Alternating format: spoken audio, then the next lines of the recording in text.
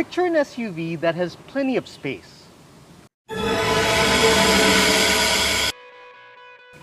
luxurious appointments, toys to make any technophile bounce off the wall,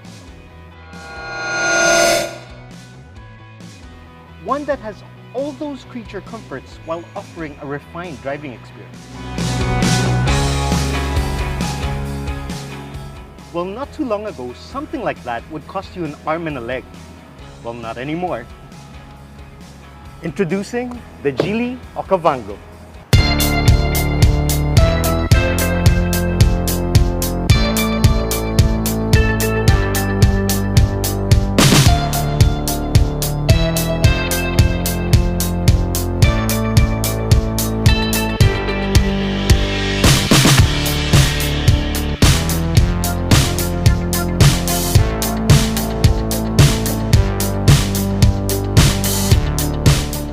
Geely is a relatively new player in a pool of established automotive manufacturers, and they made quite a big splash with their re-entry into the Philippine automotive market last year. And it's already quite the challenge to be the new kid on the block, even more so if you have to overcome the negative stigma left by earlier Chinese manufacturers. The Okavango is Geely's third offering here, and so far I can truly say that they're doing a really good job in dissipating any negative feelings towards Chinese brands. Let's start with the exterior. Now, I know looks are subjective, but from an objective standpoint, it's hard to argue with the fact that they put so much attention to detail here. From these turn indicators on the side mirrors to the fog lights, headlights, grille, roof rails, and rear garnish, nothing looks generic.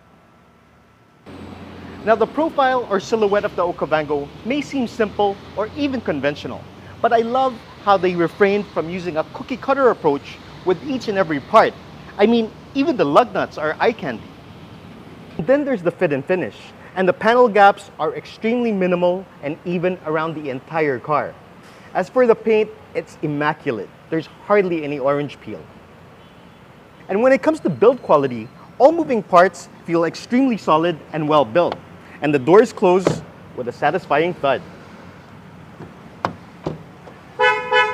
You also get a decent amount of kit. Both the headlights and fog lights are LED. You also get these gorgeous 18-inch wheels wrapped in Continental tires, and there are disc brakes behind each one, and a power tailgate. You'll see that this is a 3-row SUV, and with the third row seats up, you get 257 liters of cargo space.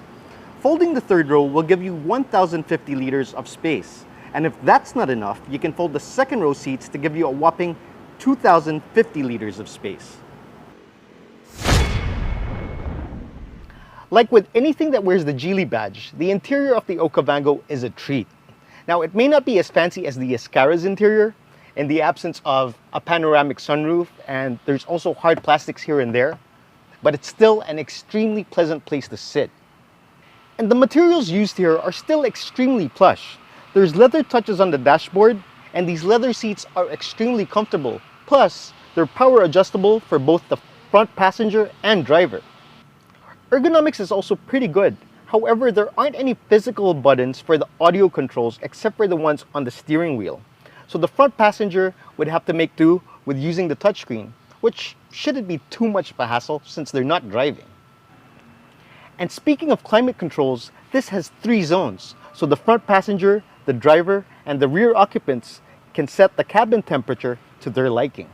In terms of design, this follows the same theme as the exterior, in the sense that it doesn't look like it was put together using pieces from a generic parts bin.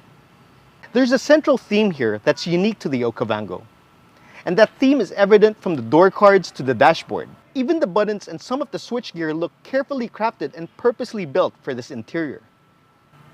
And the design shouldn't only get credit from an aesthetic standpoint. Take this electronic gear lever, for example. It isn't only here because it's pleasing to the eye or to make your spec sheet look good. It's actually functional in the sense that it gives you more storage space in the absence of a mechanical linkage. And then there's the features and tech. And just like other Geely models, this redefines the standard in terms of what you should expect at a given price point. You get a huge 10.25-inch infotainment system that has a 360 camera. The resolution is crisp and clear, and the system responds quite swiftly to your inputs. The instrument cluster is also fully digital, and they haven't gone overboard with the graphics because even someone who's old school like me has no problem reading or navigating it. Then there's this neat armrest that reveals a storage box that's cooled. So yes, you can keep your drinks and some chocolates cool in here. So this offers comfort, space, and practicality. But that's not just confined to the front seats, because aside from getting rear air vents with climate controls at the back, you get one of the most versatile seats you can find in an SUV. These seats recline and can be adjusted individually for each passenger. Aside from providing ample leg and headroom, there's about a dozen ways to configure this. And they make getting in and out of the third row seats a breeze. And it's also worth noting that adults can actually fit back there. And the third row passengers won't be left wanting because they also get air vents and cup holders. So it's quite impressive so far, but I bet you're wondering how this thing drives. So what are we waiting for? Let's go. Back in the 90s, if you wanted an SUV that could seat more than 5 people, you'd have to spring for something like the Mitsubishi Pajero, Toyota Land Cruiser, or Nissan Safari. And those things weren't cheap. So about a decade or so later, PPVs came into the picture. And they were definitely more affordable. But they lacked some of the refinement because they're based on pickups. But now we have this, the Geely Okavango, a 7-seater SUV, at a fraction of the price. So what's the catch? Well, this is based on a monocoque platform, and it has fully independent suspension. So the ride quality is superb. It's very compliant over bad pavement or uneven roads, yet it remains composed when cornering at speed. So as far as ride quality is concerned, there's absolutely no compromise there. Now, this may not have a diesel engine, but frugality won't be an issue either, because this has the same engine as the Escara, and that can do about 8 to 13 kilometers per liter in the city and over 20 kilometers per liter on the highway. And I'm expecting this to be even more efficient since it doesn't have a 4-wheel drive system. Now, as you may already know, this has a 1.5-liter 3-cylinder turbocharged engine that works with a 48-volt motor to pump out 190 horsepower and 300 Newton meters of torque. So let's see what that translates to when you floor it.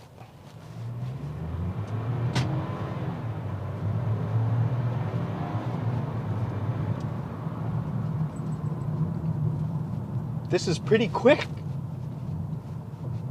So it has the same engine as the Escara, as I mentioned earlier.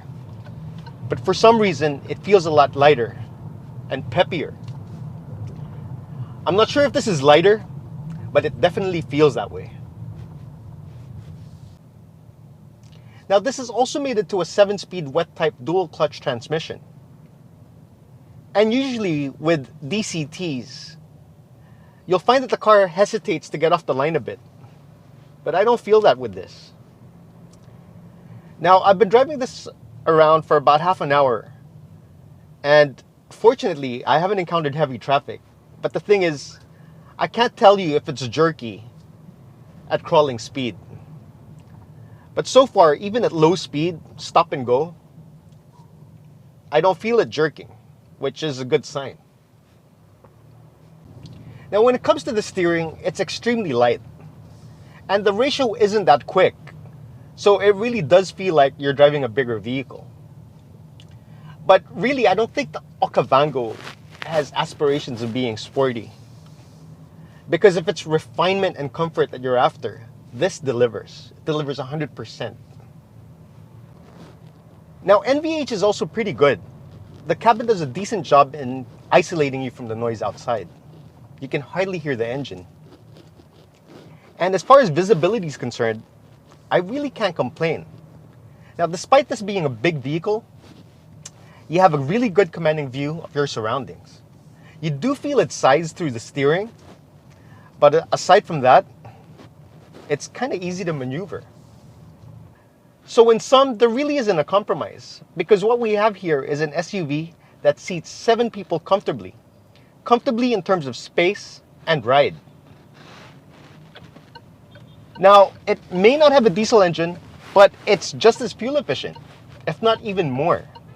Plus, you get a refined driving experience, and even some power to boot. And the best part about this is, I think this will set a trend, or trigger a trend for other manufacturers to offer something with as much amenities, as much features and usability at a similar price point. And we'll get to the price point in just a bit. Prices for the Okavango starts at 1,208,000 pesos for the entry-level comfort variant and tops out at 1,328,000 pesos for this urban variant. And what you get here is basically everything you could ever want in an SUV with refined driving dynamics. So this has to be a thorn on the side of PPVs. Because if the Coolray was able to be successful as the new kid on the block, I have no doubt that this will be just as successful.